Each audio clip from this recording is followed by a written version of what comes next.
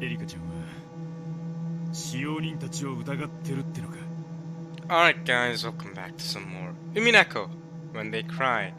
Now, believe it or not, I have a lecture in about an hour and 10 minutes to be exact, so this part cannot physically, literally, well it can be if I want to just, skip my lecture. But yes, I won't do that of course. So yes, this part, as you can probably see in the video length, will not be any longer than 1 hour and 10 minutes. That is the absolute limit, because that's when my lecture starts. So, yes. So, you're probably thinking, alright, I mean, stop talking, start reading, right? Get as far ahead as you can. And you know, that could be a good plan. But first things first, I want to welcome you back to the Umineko, as always. Last time, we had, Erica, you know, reconstructing the place with Gertrude and Cornelia, just in the first Twilight murders, right? Um, 6 people died, including Battler, for the first time ever in a Twilight that wasn't the last Twilight, basically. That wasn't after the bomb went off. So, very shocking there. Um, and yeah, Erica's gone around asking Gertrude out of Battler. We've gotten a lot of them confirmed. I have not written them down yet. I haven't had the time to, and I could have theoretically written them down now, before the lecture started. But if there was 30 minutes left before the lecture instead of an hour and a bit, then yeah, sure, maybe I could have spent that time writing down the red truths. But because there's just enough time to do another part, I decided it's more important to record another part than to write down the red truths. And I think you guys will probably agree as well. So, yeah, that's basically that. Red truths there, and then we go back here to Erica with with the dads of the family, because all the mothers are dead. Someone mentioned this in my comments as well, but it was also mentioned in the by the visual novel last time, that all the mothers are dead. All the I'm not gonna use the word that they used, but you know what I'm saying, right? All the mothers are dead. You know exactly what I'm referring to. So and Maria too, and Battler. I mean, Battler and Maria are the only non-mothers. Battler specifically is the only non-woman at all. You know what I mean? The only non-female. So, I wonder why. I wonder why episode 6 is so. I wonder why Battler, the game master, just went after all the women and himself. You know, himself and then all the women. You know what? Okay, well, he spared some, of course. Kanon and Shannon's gender is ambiguous, so we'll leave them there. He spared Kumasawa and Jessica, so those 2 women are at least alive. The rest, yeah, peace. So we're going to be hearing a lot of manly voices in the upcoming parts, other than the witches talking. To be fair, yeah, we hear so many womanly. That's not a word, but we hear so many female voices all the time because God, these witches and demons were all women. Other than Ronove, I guess, but Ronove is just one exception, you know what I mean? We got Gop, we got Brigilia, we got Beato, we got Lambda, we got Bern, we got Erica, we got all these witches and stuff. You know, it's good to hear those masculine voices sometimes, okay? So, yeah, alright, Badger was just like, let's balance things out, okay? Damn! Sorry, Rosa, though. But yeah, we've also come to the conclusion in the comments. Well, I haven't. Someone else did. That Rosa did not get married to the guy, like the baby father, to Maria, which makes so much sense. Because why would you marry someone that you're clearly planning to exploit, take the money from using their name, and then leave? I don't know why he left her with a daughter. I guess maybe because that was the only way he could assure her that, yeah, totally, by us having a child together, I totally plan to stay in this relationship for a while. I totally don't plan to just take your money and leave. Maybe that's why it's to assure her that security, right? Because imagine if she's like, all right, let's bang tonight, you know what I mean? Like, let's try and try and have a child, you know what I mean? Imagine if he said no, then that would arouse suspicion in Rosa. But I mean, or maybe the guy got aroused by other ways. But I mean, it's Rosa. Okay, anyway, let's keep reading. So, Erica suspecting Gora. That's basically the conclusion there. Dang, I wish I could edit these videos, yo. I wish I could edit these videos. So, yes, Eric is suspecting Gora, and God damn it, Hammond. Yes, yes. I can't speak. Basically, she's had Cross go to upstairs to check on, make sure the others are feeling safe, that they're okay. You know, these murders are going on. Not that cousins are even aware of the murders right now. I mean, and by cousins I mean George and Jessica. They're the only two cousins alive. And then while Gora's gone, Erica's given out her suspicion of Gora to Rudolph and Hideyoshi. So yeah, let's keep reading. Alright. So you suspect the servants, specifically Gora in this case, but it could be any of the servants, which would make sense. The servants have been suspected every episode at this point. はい、現状を推理して最も疑わしいと思います。彼らを疑う2点目がチェーンロックの密室なのです。 Under current circumstances, they are the most suspicious. The second reason I have for suspecting them is the fact that the locked rooms were from chain locks. どうしてチェーンロックが疑わしいんだ？ Why do the chain locks make them suspicious? I agree. Why do the chain locks make them suspicious? It's because then they could frame it so that it didn't have to be the servants that did it because they have the master keys, right? Then they could frame it so that yeah, anyone could have done this. You know, even people who don't have master keys. Is that it? Is it regarding the master keys? もしチェーンロックのない密室だったら Master keys, right? What if there was no chain lock on the locked rooms? そんなの密室やないで。That's also true. マスターキーの一本もあれば誰だって密室にできるわ。 Exactly. See? So that's definitely it. So it's gotta. So what I hear a second ago has to be what Eric is referring to, right? Is that the servants have the master keys, and to not make themselves look suspicious, they chain lock the doors. そういうことか。 Yeah. 使用人たちが疑われないためにはチェーンでロックする必要があったってことか。 Cool. Good thing that I came to the right conclusion there. Let's go, Rudolph. We did it. その通りです。その通り。チェーンをかけることで彼らは疑われずに済む。逆を返せばチェーンをかければ彼らマスターキーの所持者は疑いを免れないのです。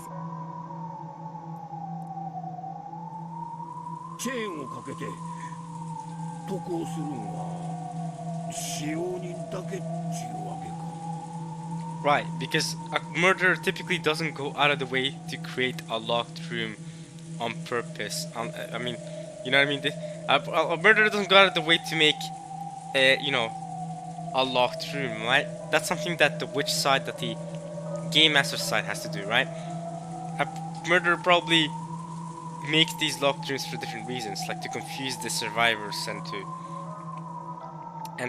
you know, deviate the suspicion away from them, right? 連中の肩を持つわけじゃねえが、ならどうやってチェーン外からチェーンをかけるなんてできるのか？ I'm not trying to protect them or anything, but if so, how did they actually set the chains? Is it possible to set them from the outside? Nope. 構造的に考えて不可能ではないと思います。 Well, didn't Battler confirm it? Wasn't that one of the red truths last part, or something like that? Or maybe he didn't confirm it. Yeah, he didn't. Did he not acknowledge that? But at least, even if I don't know, I felt like that was acknowledged or confirmed that yeah, you can't set the chains from the outside. Or, yeah. Battler acknowledged that you can't interact. Yeah, I remember now the red truth. He acknowledged that you can't interact with the room from the outside, but he didn't leave out stuff, normal stuff like knocking or noises or all that stuff from within a room. He said those were allowed, but setting the chain from outside the room, he acknowledged that was impossible. That was implied to be impossible, along with the other red truth. こんな話ご存知ですか？ And since Erica should know this because she's breaking the wall in the meta world here, she's lying to them on purpose here. マンションの郵便ポストに配達する郵便屋さんの中にはたまに針金で作ったヘラを持ち歩いてる人もいるそうですね。 Apparently, some mailmen who deliver to apartment mailboxes are known to carry loops of wire with them.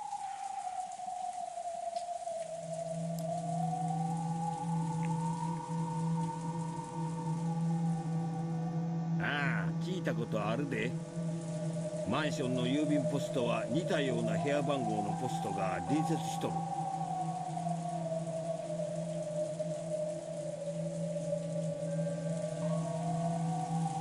ひょいっと投函したら一部屋間違ったポストだったっちゅうことも割とある話らしいや。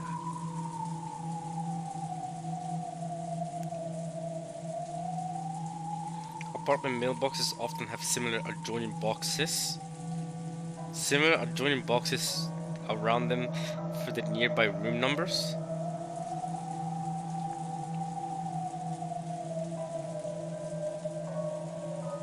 So they accidentally delivered letters to the next room over. Okay. マンションのポストは施錠されてることがほとんどです。間違って投函してしまったらもう取り出せなくなってしまう。 Those mailboxes are almost always locked. If you put the mail into the wrong one, you'd have no way of getting it out. So that's why they have the wire with them, so that they can get it out. Is that what you mean?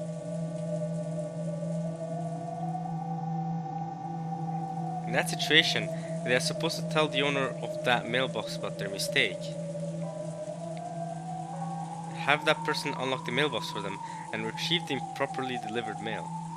However, the resident of that apartment would often be out, and going through that process would be a real pain. Because of that, some mailmen would make a little tool out of wire with a hook at the end, and use that to fish the mistakenly delivered postcard out through the crack of the mailbox. Okay. 俺もビルの管理会社の兄ちゃんに聞いたことがあるな。たまにトイレの個室の中で酔っ払って寝込んじまうやつがいるらしくて、そういうのを連れ出すために扉の隙間から薄い金具を入れて缶抜きを外したりすることもあるらしい。 So basically you're saying that the culprit could have locked the room from the outside, even though Erica should know that Battler has already acknowledged that that's not possible.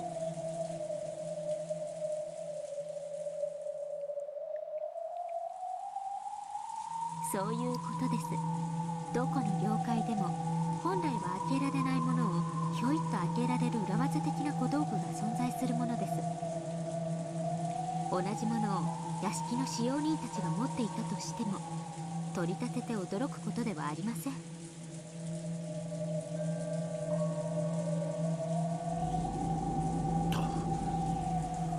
確かに。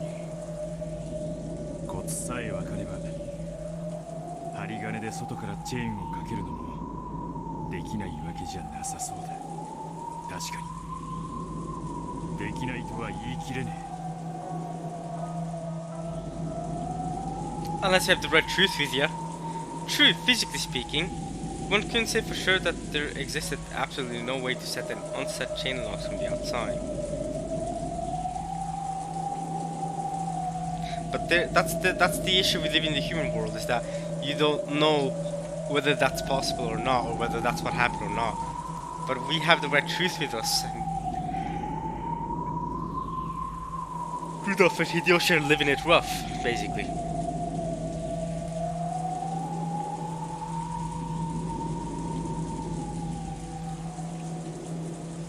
Chain locks allow for the door to open a crack. If a person were to stick something through that crack, they should be able to manage it easily. It was very natural for Rudolph and Hideyoshi to think that way.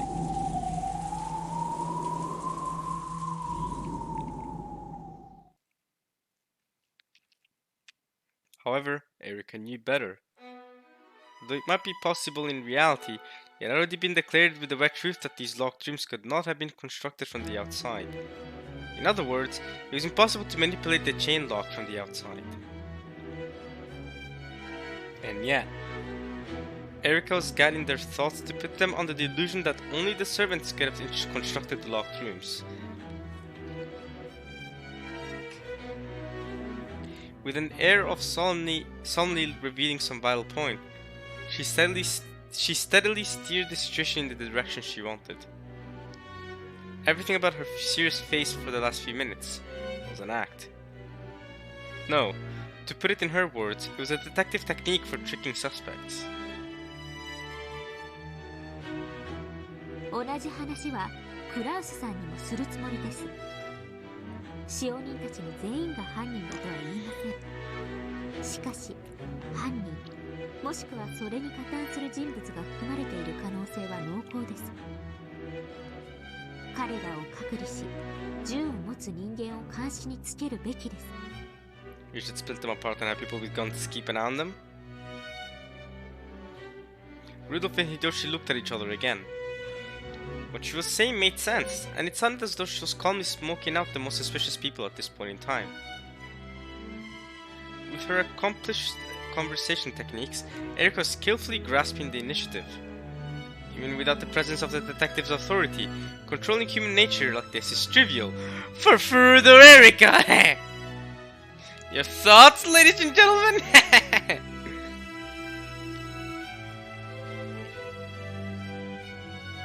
What, glass break? Oh, okay. New chapter. Okay. New chapter incoming.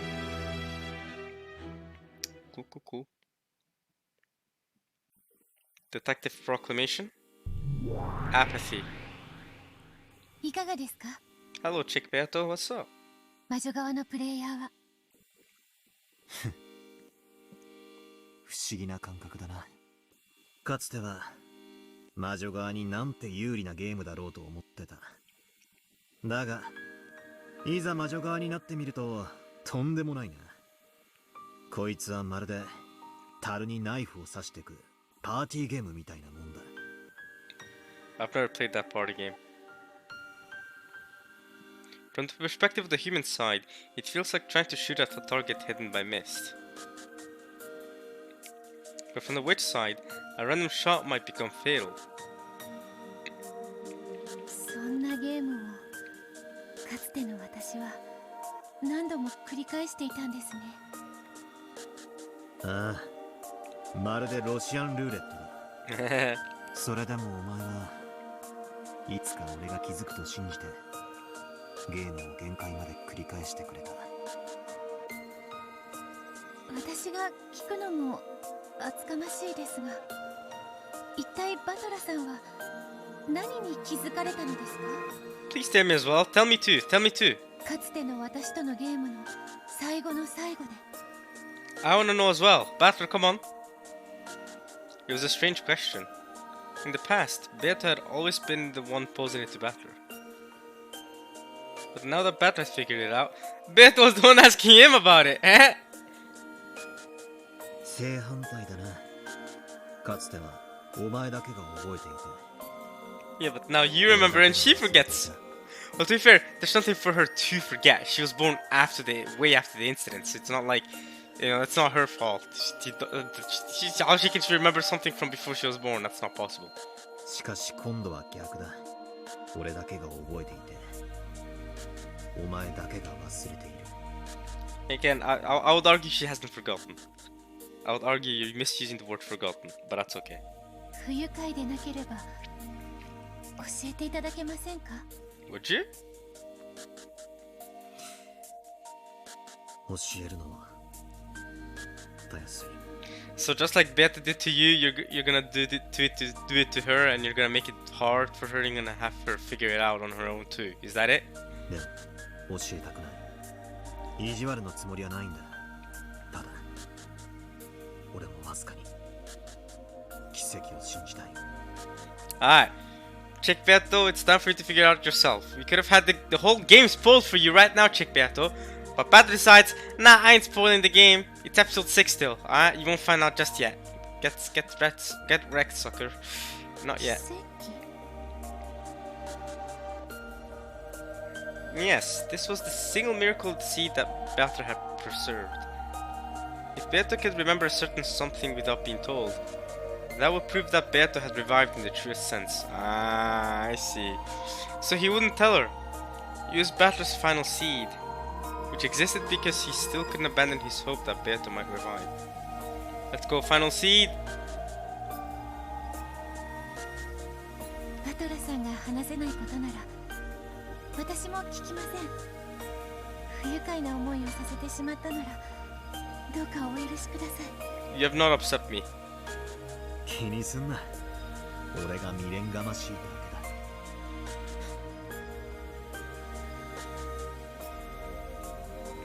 As she watched that sad smile, Beato's chest tightened. He was looking at her and seeing the old her. Yes, I must become my former self, for his sake. My older sister who gets burned by spiderwebs, and I who don't, must become one. Surely, it's more useful to him if I go on a journey to find myself now, than if I simply watch over his game. 今回のゲームはいかがです？勝てそうですか？勝てるつもりでいるさ。勝ってベアトの望み通りこの永遠の拷問を終わらせる。終わったら世界はどうなるのでしょう？ The Sekai will go boom, just like the mansion. さあな、どうなるんだろうな。ただそれを俺たちは望んだんだ。だからどんな結果が訪れようともそれを受け入れるつもりだ。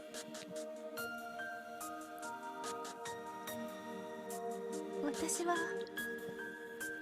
どうなるのでしょう？ Beato was uncertain.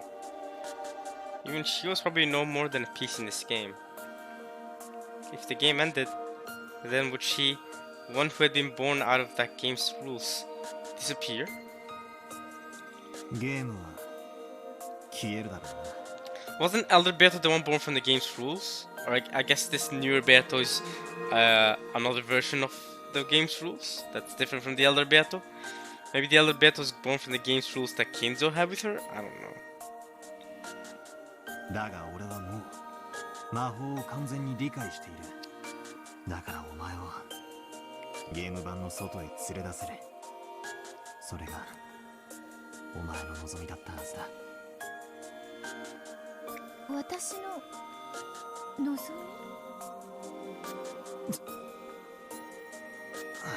み？それ以上は内緒だ。お前がそれらを自力で思い出してくれる奇跡を俺は待ってるぜ。 After smiling bitterly for just a second, Battler laughed and told her not to worry. Apparently, it was best if she avoided talking to Battler about her previous self. じゃあ俺はちょっと対戦相手殿の様子を見てくる。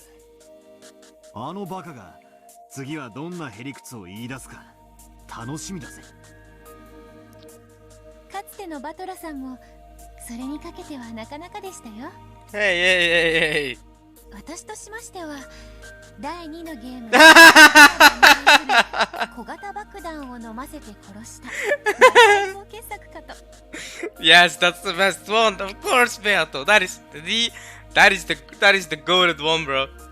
Small bombs. Yo, it's actually such a meme though, because me and my friend that just with Umineko, right? We use that meme all the time. we'll be doing something and then I'll go small bombs and we'll laugh. Small bombs, feeding them small bombs. Let's go, Gora. それは俺の黒い最高傑作だ。 What a theory that was. 早めに忘れてくれ。 Bro, that was funny. That was funny. That wasn't even that long ago. That was episode 4, bro. That was not that long ago, man. は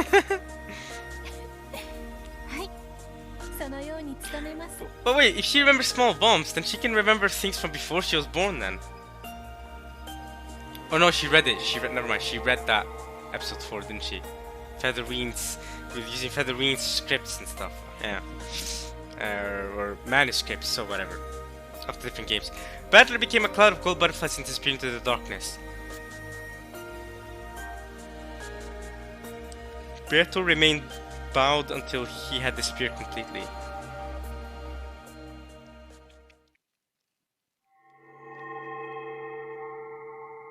To fill in his place, a single gold butterfly appeared and became Beato the Elder.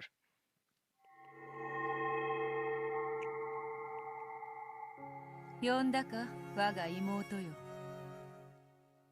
はい、あなたのことをもっと知りたいんです。そして本当の私がどんな存在だったのか知りたい。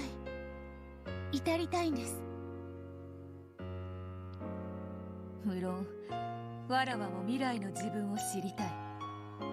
そのためにわらわたちは互いの全てを打ち明け合ったはず。しかし一向にわらわたちは一つとならぬ。どうやれば一なる自分となれるのか理解ができぬ。どうやれば私たちは一つに。 Yeah, surely Chick Beta's a different voice actress than Elder and normal Beato, right? Chick Beta's a different voice actress, right? わらわはゼパルとフルフルの試練に期待している。勝者に与えるという魔法の奇跡のことですね。その魔法の奇跡とはすなわち一なる自分となれることではないだろうか。わらわは本来の姿に至れる。そなたはそれを望むバトラの期待に応えられる。バトラの万々歳でほう三方丸く収まるというものだ。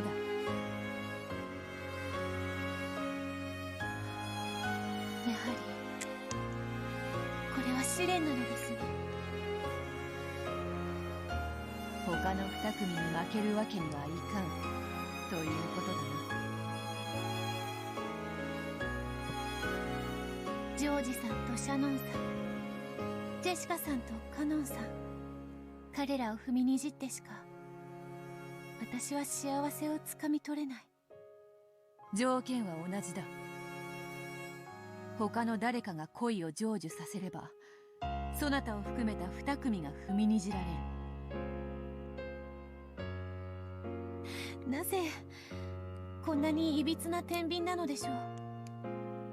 いびつとは恋は得るものと得られないものがいるならば、それらが天秤の両端に並ぶことは理解できます。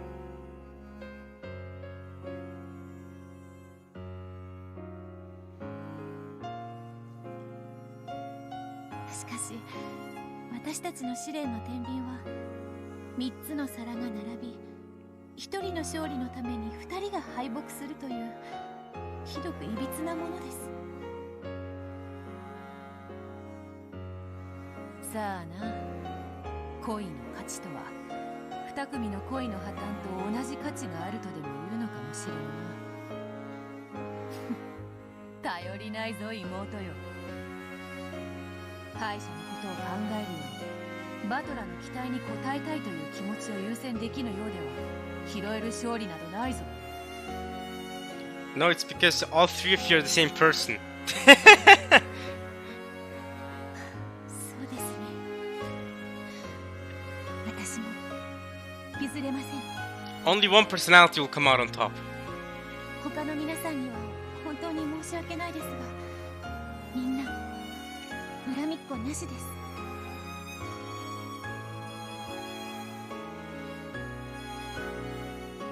If I do lose, I'll give my strongest blessings to whichever couple wins. So, I'll fight with all my heart and soul so that I have no lingering regrets. And I'll win that miracle of magic.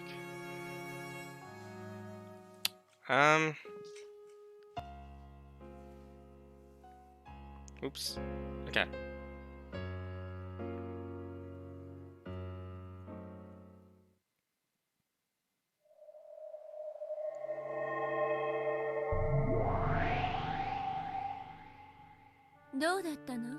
Burn?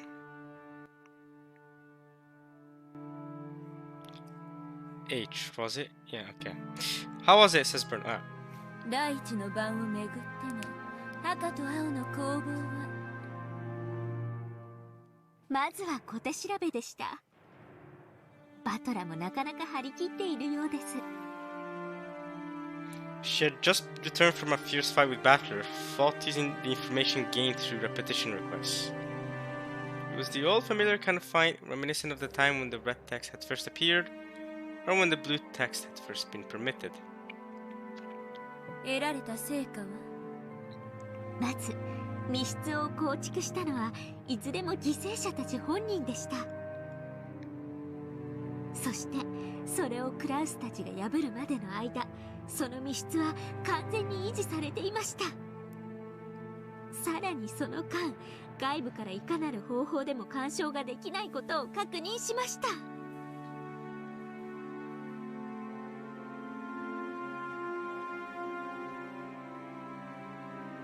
Erica reported this proudly as though it had been a great battle, but Burncastle looked bored as she listened. After looking at her blankly for a second, Lambda Delta spoke her opinions frankly. ちょっと待ちなさいよ。それってつまり密室殺人は完璧ってだけの話じゃないの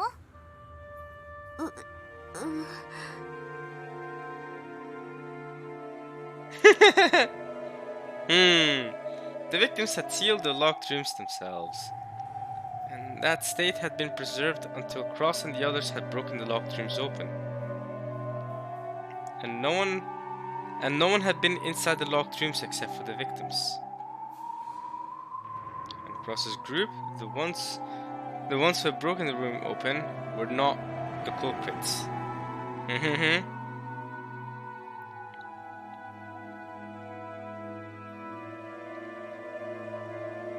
Erica's battle had proceeded in this way, with her detailed repetition of quests winning her several other little wet truths just like these.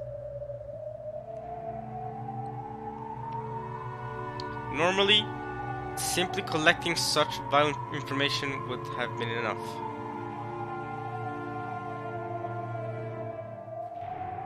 However, the witch who was her master was tired of boredom, and she had been expecting a much more flashy, argument-winning victory instead of this bland result.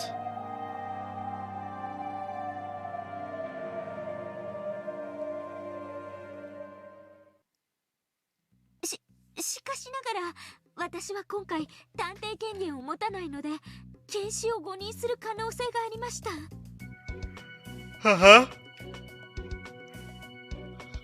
You don't have detective's authority? That sounds like a skill issue to me.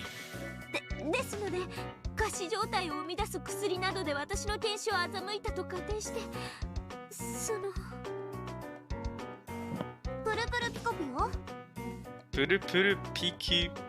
Wait, what? Puru Puru Pico Puyo. I'm gonna Google that. I have no clue what that is or what that means. What the hell?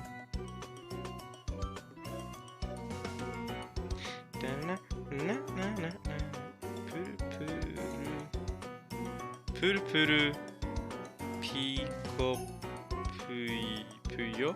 Is that how you write that? Okay, I'm getting... Okay, wait. Alright, that's it. I'm leaving. I'm only getting pictures of Lambda Delta from Umineko, and so immediately just clicked off and just didn't want to see anymore because I don't. If there is a spoiler involved in there, I don't want to know. I thought maybe it meant for something that is outside the visual novel, as in it's a reference to something outside the visual novel. It's not, so I'm gonna leave it there. All right. Puru Puru Pico Puyo. 違います。例えばインシュリンとか基地の薬物でも一時的に仮死状態を作ることは不可能ではありません。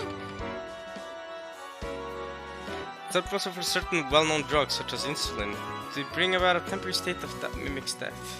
バトラからは赤き真実による反論はありませんでした。つまりは私の青き真実が通ったということです。まずは勝利かと。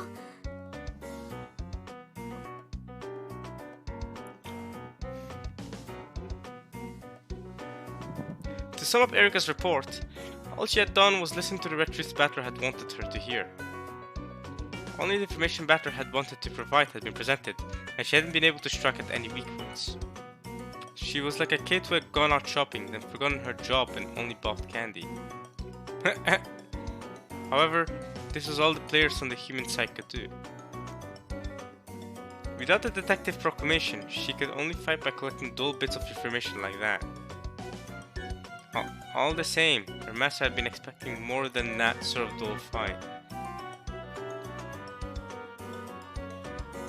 So, she had tried to give her report energetically to make it seem as though they were in a superior position. But No matter how much she tried, the cold expression of her master remained merciless. 青き真実が通ったバカバカしくて切り返さなかっただけでしょ自称名探偵が大した推理だから私なりには慎重に検視を行ったつもりです。ですが探偵権限がないのでそれでも絶対とは言い切れず。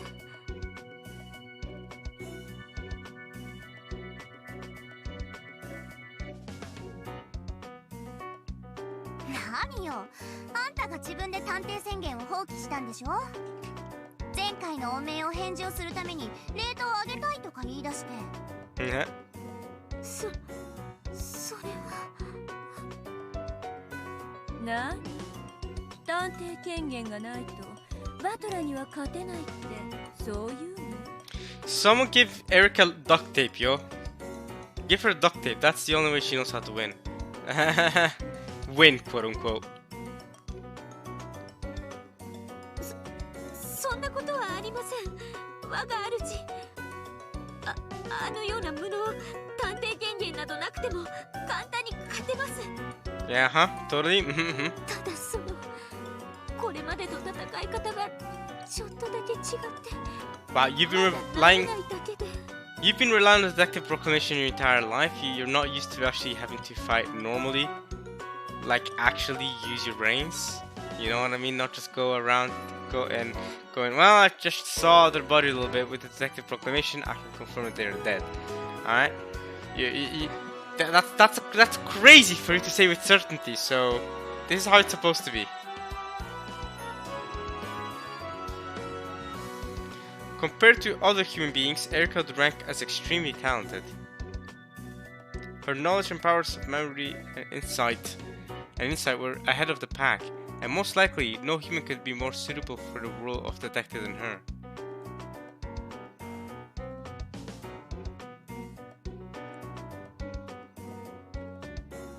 However, no matter how superior she might be to other humans, that didn't matter in a game of witches. In a witch's game, it's either 0 or 100. In other words, everything is either the red truth or it isn't.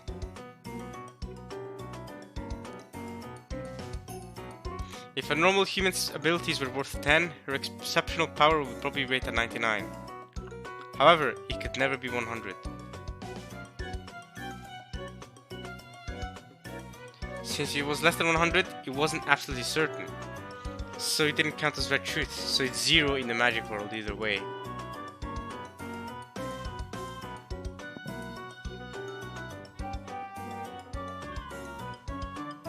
For example, the examination of the corpses that Erica had worried over in the fight just now. If she had performed it with detective's authority, she could have said with 100% certainty whether they were alive or dead.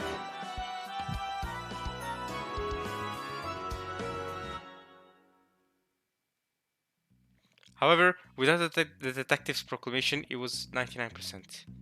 There was a 1% chance that she made a mistake, and that overturned the foundation of the examination. The reason Erica had gained the detective's authority and become the Witch of Truth was that Burncastle had supplemented her talent of 99 with an additional 1. Just because Burncastle wouldn't give her that 1, in the world of witches, Erica's 99 was treated exactly the same as 0.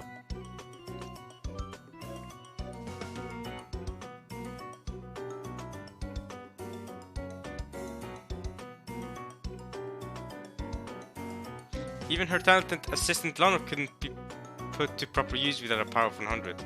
That's true.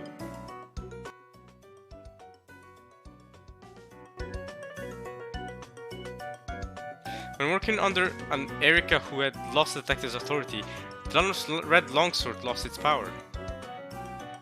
Dlanar also found it vexing that she couldn't provide adequate assistance. She had tried several times to convince Erica to use the detective's proclamation, but Erica had stubbornly refused each time.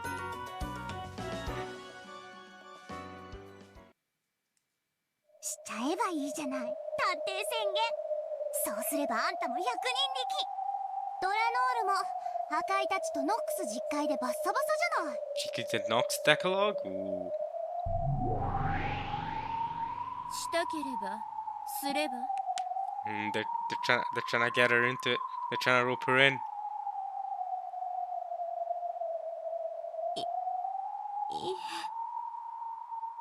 Embarrassing. She's embarrassing herself. Look at her face, yo. There was no need for anyone to explain. By now, it was clear that Erika hadn't abandoned the detective proclamation by her own will. Yeah. 前回のゲームでバトラが真相にたどり着いた時点でもはやこのゲームは終わりだったのよ。今回のゲームは実は第6のゲームじゃない。バトラがゲームマスターとして記念に最後に執り行うフィナーレのゲームなのよ。もう決着は前回ついている。 And the last game was the end of the Golden Witch. This is just the dawn.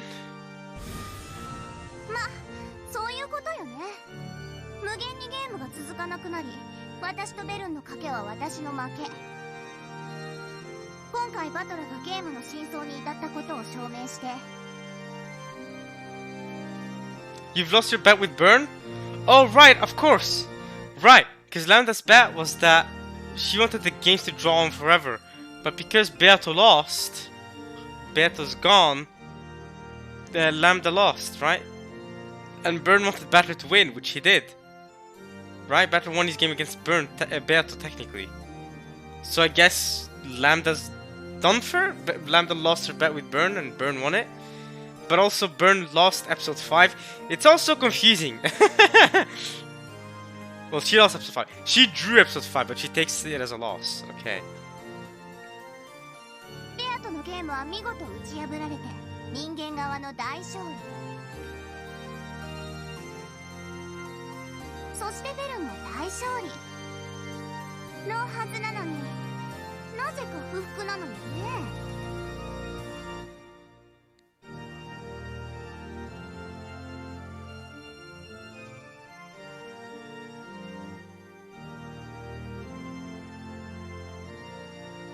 ええ、不服よ。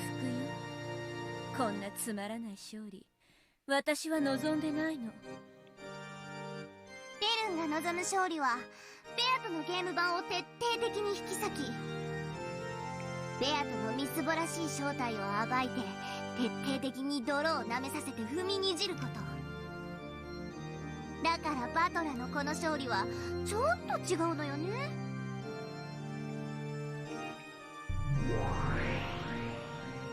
愛だの、約束だの。 You don't like that? 静かにゲームを終わらせて安らかに眠らせる。そんなゲロ臭い終わり方、誰が望んだってのよ。私はね、そんな終わり方のためにバトラに助言を与えたわけじゃないの。妹を背中でひき肉にしてやったわ。両親や親族を何度も何度もむごたらしく殺させてやったわ。それは全てベアトに対し怒りの復讐をかきたてるためよ。 Frick you! You did all that? Wait! You did all that? I mean, it worked. You did spark a massive desire for revenge against Beato with me at the time. I mean, doesn't exist anymore, but you did that? You're the one that turned my sister to scrap me? You're the one that killed my family over and over again? それはこの終わり方は何？私の勝利。とんでもない。バトラは私もあんたも喜ばせない勝利を手にしたの。私はね、ベアトリーチェがズタズタのボロボロに引き裂かれるところが見たくて、はるばるこんな辺境までやってきて気の遠くなる退屈な時間に耐えてここにいたのよ。こんな腐りかけのヨーグルトみたいなかけらをすすらされるためじゃない。ああ、ご立腹のの顔も素敵だわベル。なるほどね。それでせめて最後くらい口直しが欲しかったわけね。前回のゲームでドジを踏んだこのバカゴマのせいだわ。お前のせいで数百年ぶりに楽しめそうなゲーム版が全て台無しよ。クズ、ゴミ、カス。Hey, Burn, sounds like a skill issue. That sounds like a you problem. You're the one that made that piece. That piece is supposed to be you. You suck too.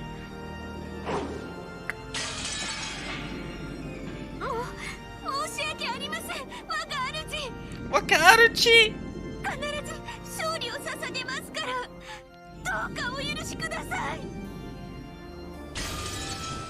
前回探偵権限まで使って勝てなかったあんたがどうしてゲームマスターにまで至ったバトルに今回打ち勝てるっての？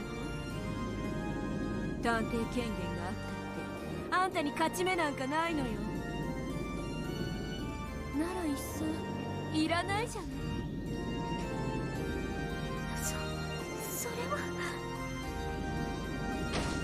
確かにもともと勝てないんじゃ探偵権限はいらないわね。より確実に負けるだけだけど。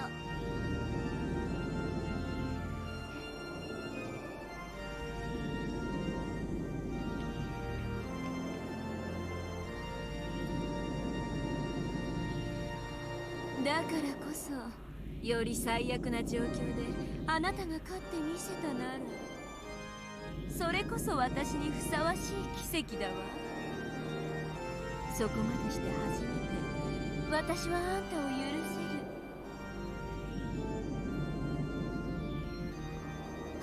はい、必ずその奇跡をお目にかけてみせます。で来るわけねえだろゲロカス。 Puke spittle? Look at Bert's face, yo. Oh no, she's hammering her, yo. She ain't letting her go. あんたにできるのは最悪のゲームに最悪の罰ゲーム、さらに探偵宣言という唯一の武器まで取り上げられてとことんまで惨めを晒して、それでもなお腹を見せながら私にじゃれついてこびてみせて私を笑わせることだけよゲロカス。 Puke spittle? What even is a puke spittle? What even is that? I don't know. I've never heard someone use that as an insult in my life before, yo. Puke spittle. Puke spittle.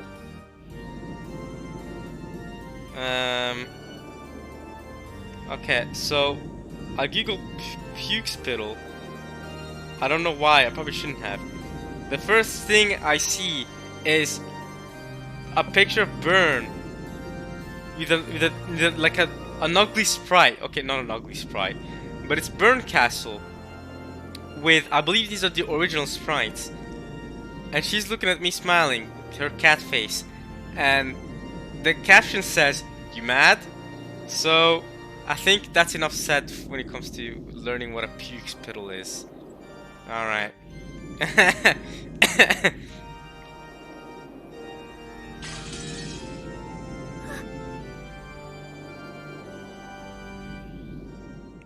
楽しそうだな。お邪魔だったか？ The goat has arrived. That's my goat. That's my goat, Battler. Gold butterflies gathered in the darkness and took the shape of Battler. Well, he had just arrived. He seemed to realize immediately that the mood was dark. あらバトラー、第一のは拝見させてもらったわ。なかなかの密室じゃない。あなたきっとベアトより才能あるわ。ベアトが過去に作った密室を焼き直しただけだ。その褒め言葉はベアトに対するものとして受け取っておく。エリカとの攻防もまずだったみたいじゃない。連続殺人は順調にいっちゃいそう。さあな、俺の役目は連続殺人を遂行することじゃない。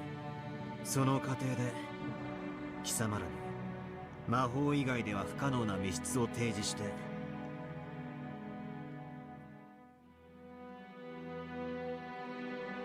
魔女側として勝利を収め、俺がこのゲームを完全に理解したことを証明すること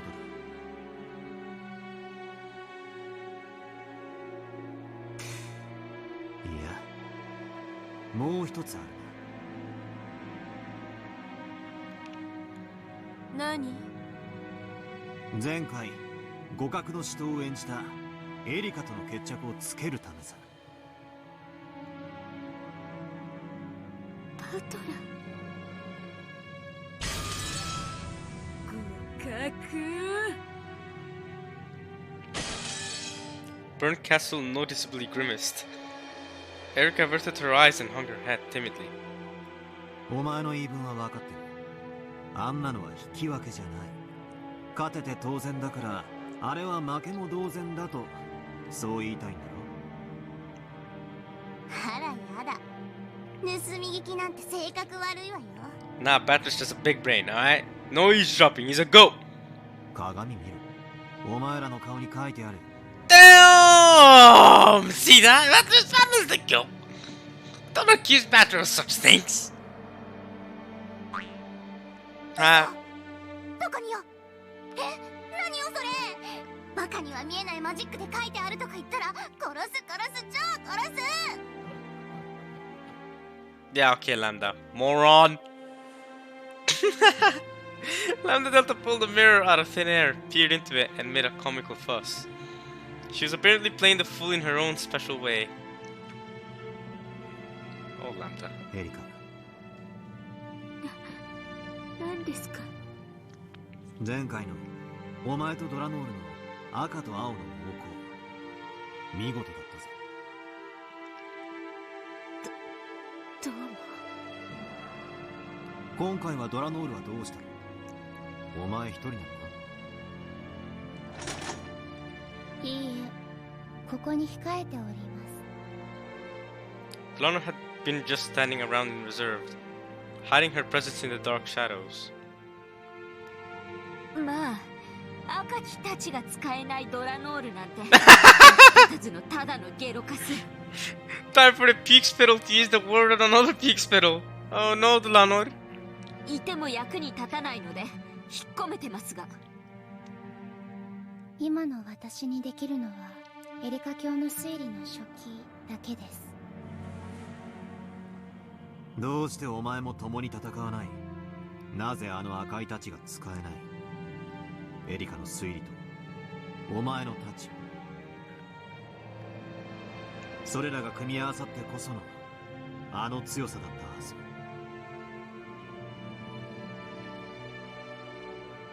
Lana didn't answer. She just glanced slightly at Burnt Castle's expression. However, that glance was the same as a clear answer for Battler now.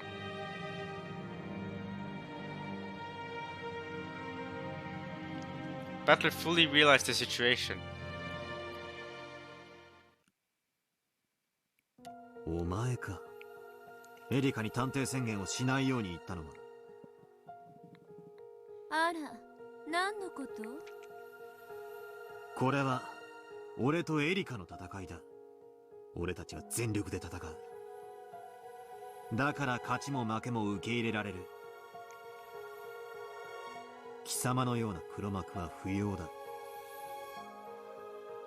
黒幕なんてひどいわね。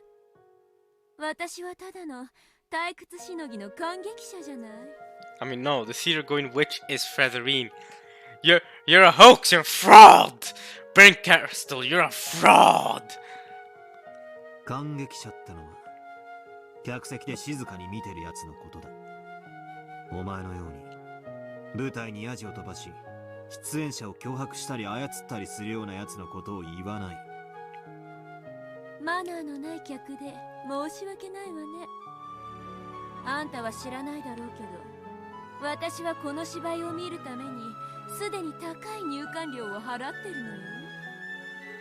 悪いけどそれに見合う分勝手に楽しませてもらうわ。進行を邪魔するならゲームマスター権限でお前をこのゲーム上から追放することもできるんだぜ。 Wow! Can I get booted, Burn? Imagine how the tables have tabled. Look at this, yo. Yes, I said tables have tables on purpose. All right, don't mock me. Don't jeer me. Ooh, that's right. Burn, watch out! You're messing with the goat now. Look at Escape, bro. Look at Escape. My man is the game master. Game master. You don't mess with him. したければどうぞ。私を追放するのはエリカは私の駒だから持って帰るわ。今回のゲームはお流れで、あんたは真相に至ったことを証明できなくなる。感激者は観測者、観測者なき真実は幻想と同じ。あんたはベアとのゲームを終えるために感激者という立ち会い人を欠かせないのよ。Ooh, but we got Featherine and Angie's reading. I guess she's not in Portugal. We got Featherine, so haha.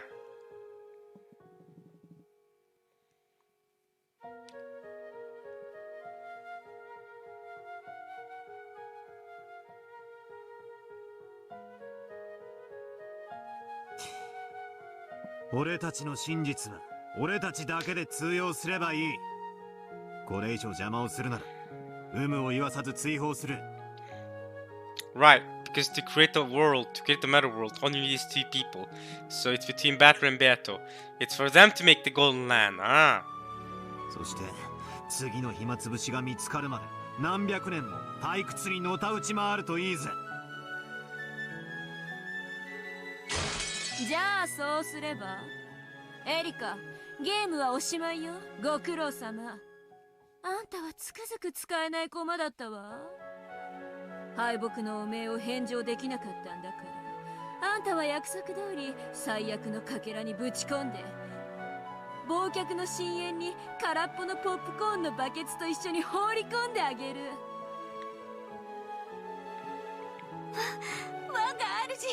我が主。必ず勝利しますから。勝利できますから。ですからどうか最後までバトラと戦わせてください。このまま負けで忘却の深淵なんて嫌で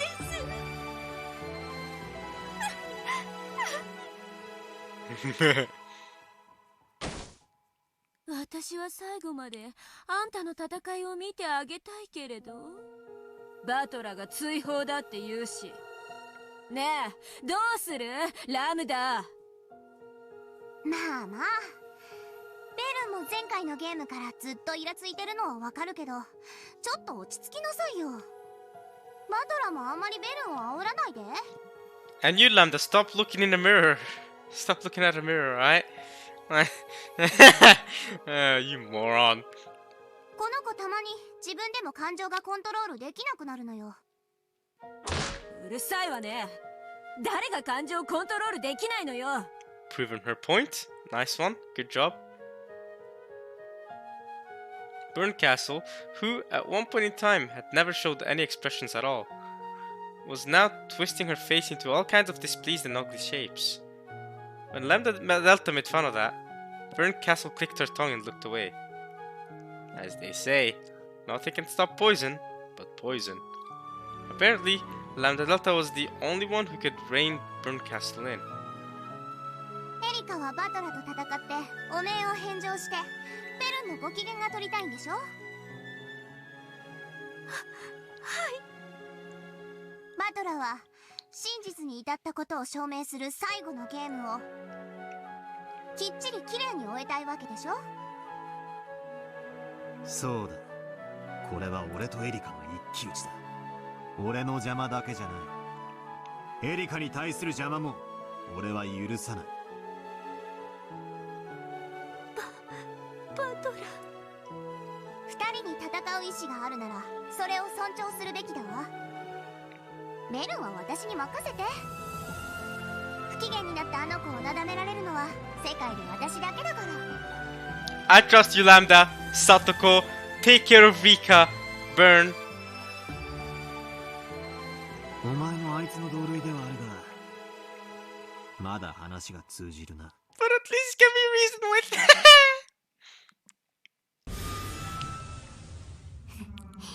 Yeah, watch out for her, Bachelor. You do not want to you do not want to go easy on Lambda, yo. あんまり私をなめない。 Yeah, don't, Lambda is not one you want to mess with easily, alright? 私はベルンの歪む顔が好きなの。それを見せてくれるあんたのゲームを気に入ってるだけ。扱いやすい相手なんて思ってると大やけどじゃ済まないわよ。 Yeah, watch out, Bachelor. You're the good though, don't worry. I trust you. ドラノールが赤きたちを使えないのは探偵宣言がないからよ。エリカがそれを出せばすぐにもあの力を取り戻すわね。はい、その時はご容赦を。エリカ、なんです。探偵宣言を出せ。嫌です。 Do it. 今の俺に探偵権限 Damn! をして本気で勝てると思ってるのか。 It's a pity. I pity you. I don't think you can beat me. So I pity you, alright? You get a little pity advantage. Alright, there you go. Use the detective proclamation. 勝てますとも。バトラー卿、エリカ卿もまた駒です。主の命には背けません。できるのは許された力を全うし、視力を尽くすだけです。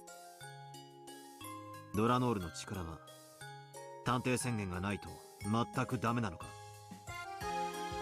石剣は抜刀に許可が必要です。その申請条件の一つが探偵宣言です。探偵宣言以外にその許可を得る方法はないのか。 I'll authorize it myself. あんた何を言ってるんですか。 Maybe you need to suck it. Moving on! 私に情けをかけるつもりなら大きなお世話です。 You need my pity. Shut up. Now listen to me. And I don't listen to what I said a second ago. Listen to me now, though, alright? 黙れ。 You need my pity. お前一人じゃ手応えがなさすぎて退屈なんだよ。探偵でない探偵は黙ってろ。 Damn! Shut down! Erica, things are rough for you, yo. 石剣は赤き真実と限りなく近い存在です。真実が与えられれば、その件についてのみ抜刀が許されます。真実と Golden truth? Does a golden truth count? 例えばですが、エリカ卿のガムテープの封印です。 Oh my god! I said that earlier! I said, hey yo, just give Erica some duct tape. Someone give Erica some duct tape. ああ、あれか。あの封印はすでにベルンカステル卿によって赤き真実と同等の価値があると認められています。よって封印に関わる真実に限っては石剣の抜刀が許されます。 Well, she can't use the detective proclamation. Those seals should be more than enough, shouldn't they, Burn? 前回散々苦しめられたからな。今回は粘着力のあるガムテープをゲーム版から全て取り除かせてもらった。見事な一手です。エリカは探偵と名乗ることに誇りを持ってたな。はい。謎を無責任に暴くだけが目的とはいえ、彼女には誇りです。それが宣言できないってのはかなり悔しいことだろうな。それを当人以外が語ることはできません。She won't though, because she's gonna be like, I don't need your pity. Battler took a deep breath, then hung his head in thought for a time. Eriko's his enemy, but she was the player on the human side, and without her, there would be no game. It had been the same way with the old Beato. Battler had one-sidedly viewed Beato as the enemy. However, though Beato had thought of him as the opposing player, she hadn't considered him to be an enemy on a personal level. I will fight my rival ruthlessly in accordance with the rules. However, that doesn't mean I need to hate Furudo Erika herself. Yeah, I don't mind Furudo Erika. Like I said, I have faith in Furudo Erika herself to be a better person. I will not misplay Beato's game. Give her the duct tape. Give her the duct tape! For pity! For pity! Give her the duct tape. 探偵宣言を出さないのはお前の勝手だ。だからお前はお前の人間としての力だけで勝手に。最初からその覚悟です。しかしお前には優秀な仲間がいる。ドラノールにガートルード、コーネリア。お前は一人じゃない。仲間がいる。頼りたくても何の力もないゲロカスの役立たずですが。What is it with these puke spittle insults this part, yo? Just Erika's learned a new word from her master and started using it for everyone, calling everyone useless puke spittle. ドラノール。 What does that even mean? かつての俺がワルギリアやロノウェに支えられたようにエリカにもまた支えがいる。人間側が辛いことは俺も何度も経験してよく知ってる。はい、持てる力の限りで補佐します。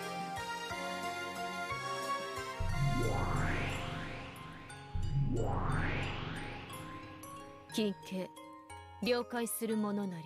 Good. 近景職務であると知りたまえ。赤き真実も使えないくせに。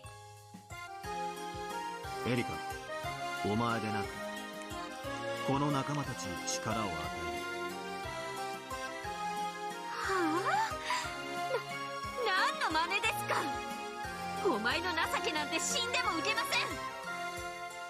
ドラノール、ガートルード、コーネリアで3人。エリカ、お前に例のガムテープの封印を3部屋分許す。 And that's where we're gonna end it because I have a lecture in about 3 minutes. So yeah, I hope you guys enjoyed this part of Umineko when they cried. The music ended just there, so it feels like it worked just perfectly. And yeah, I'll see you guys next time for some more Umineko. I think this isn't the best spot ever to end it, but it's good enough. You know, he'll allow them 3 rooms worth of those duct tape seals, so that's probably very helpful. And alright, I'll see you guys next time. Battler finally has given her some pity help. Hope you guys enjoy watching this at least as much as I enjoyed reading it. And alright, y'all. Peace!